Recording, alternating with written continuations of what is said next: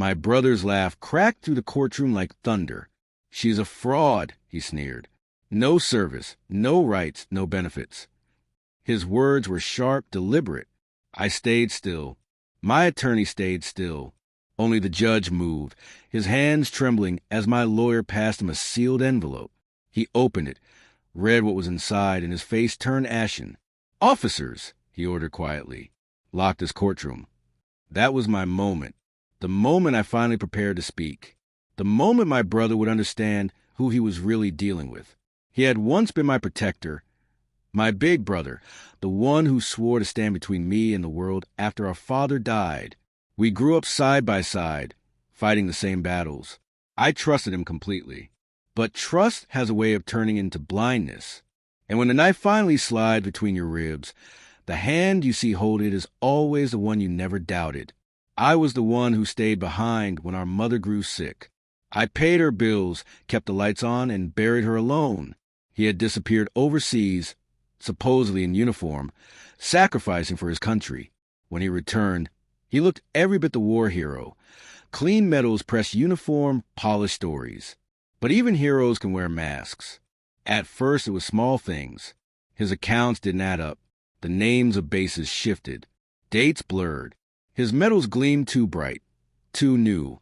One night, I asked about his unit. His eyes darted, searching for an answer that didn't exist. That's when I knew. I dug carefully, quietly.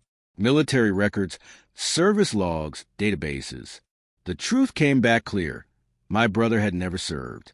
Not one day. Not one deployment. Not even a draft notice. He wasn't a soldier.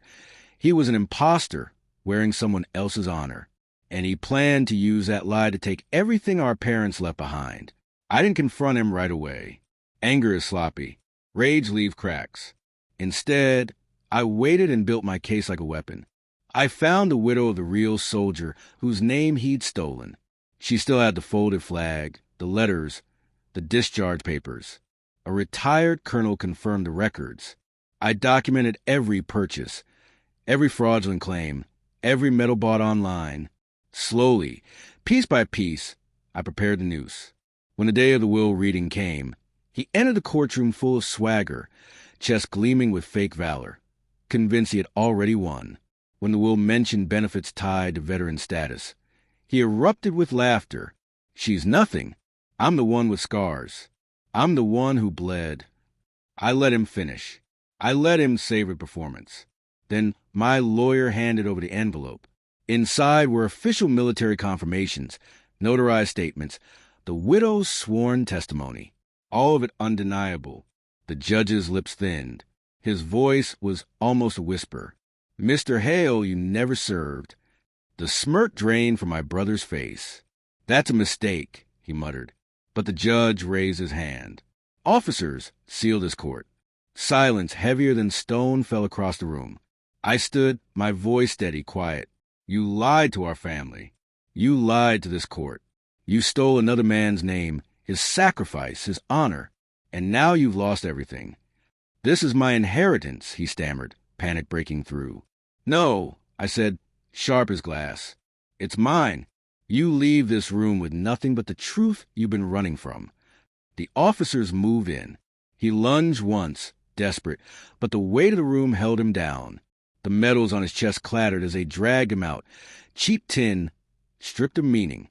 When the door slammed shut, I breathed the first time in years. The inheritance wasn't my victory. Exposing him was.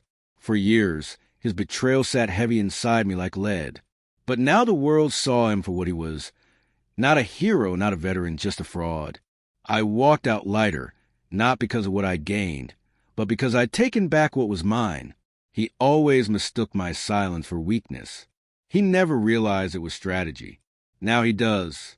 And as he sat alone that night, stripped of honor and stripped of claim, I knew he had finally understood the truth. The place he thought belonged to him had always been mine.